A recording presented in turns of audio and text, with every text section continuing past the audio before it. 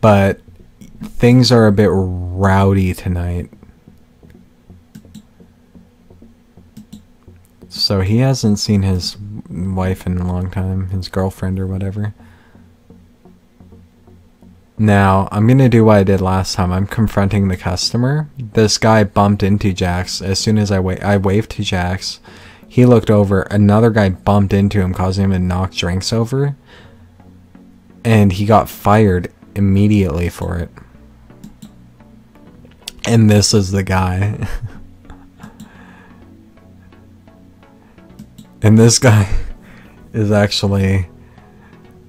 it's hinted in the dialogue that he's pretty much homophobic, which is bizarre considering what he's wearing right now. Wait, is that a chick? I can't tell if it's a flat-chested chick. I think it's a guy in really skimpy clothing though. But yeah, I punched him. The bouncer guy's like all pissed off at me now, and this guy's hiding behind the protection of the bouncer, who upon realizing this releases me for a moment to like punch him a second time, which knocks him back, and he's like, ow, ah. And then I get thrown out, although the bouncer agrees that that my actions were a bit justified there. And JAX is very upset because he just got fired, and he's upset with me for punching that guy.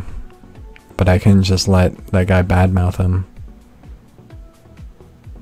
And this was the one job he liked and what he was good at, and he lost it. And I'm trying to comfort him a bit, like we can find another job, or we can go back and fight for your job back. And he just loses it.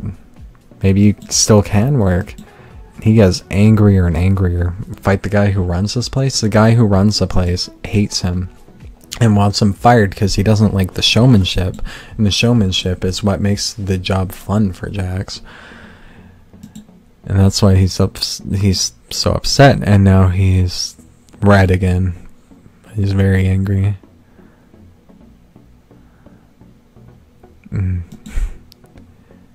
Yeah, he's very livid. And he's actually so angry that that my character is like, oh my god, is he gonna freaking like knock me out?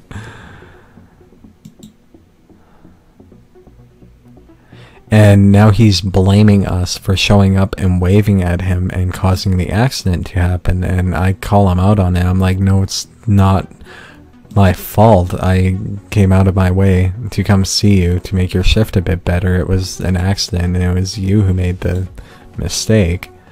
You know, I'm trying to help you, and you're screaming at me. And this is the reveal. Basically, he's lashing out at me for his ex-boyfriend again.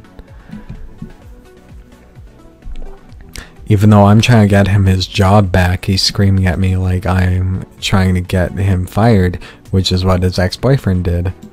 He tried to get him fired.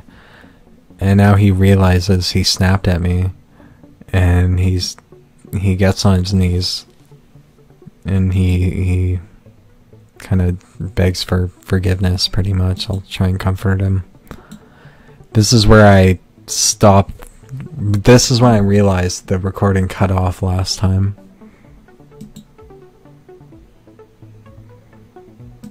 But yeah. Yeah, he's laying out. Also, his favorite color is blue. I forgot to mention that. That popped up in the dialogue really early.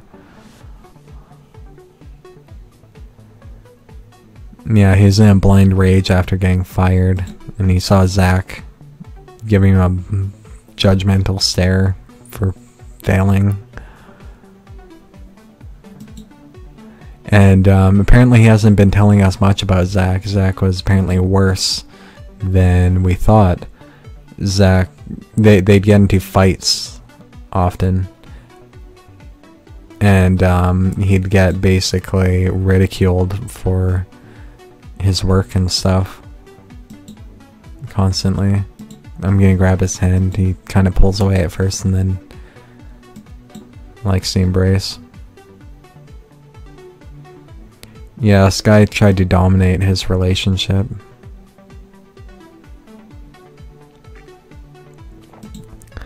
No wonder he snapped at me. Jax, I wasn't trying to do anything. You have to know that.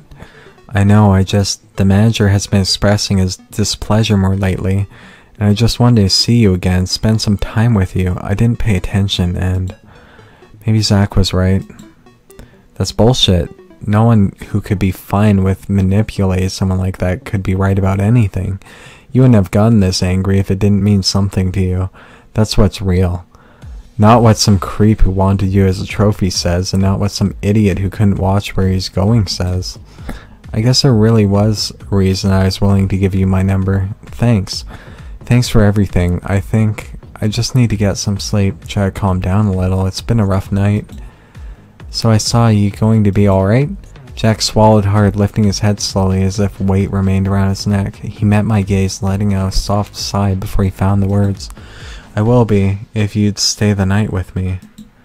I was caught off guard by the request. I didn't want to take advantage of his current emotional state, but that same concern didn't want to see him alone in bed with this sort of mood looming over him. My hesitation must have been more apparent than I thought, as I noticed him step forward and kiss me gently on the cheek before pulling me into an embrace.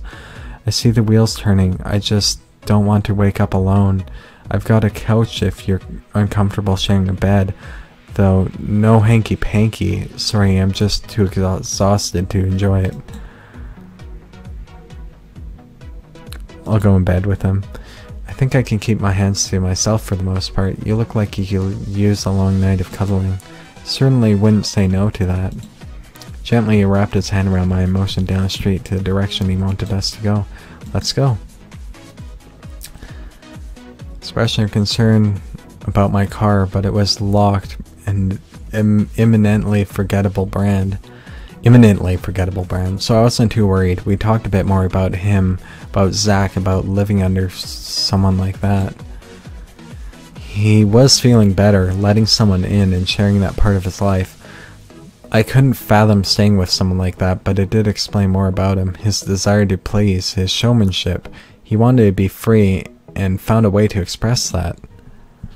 When we got in and settled, Jax could barely keep himself standing. He didn't even undress, and instead stumbled to bed with only the sodium street lamp to light his room.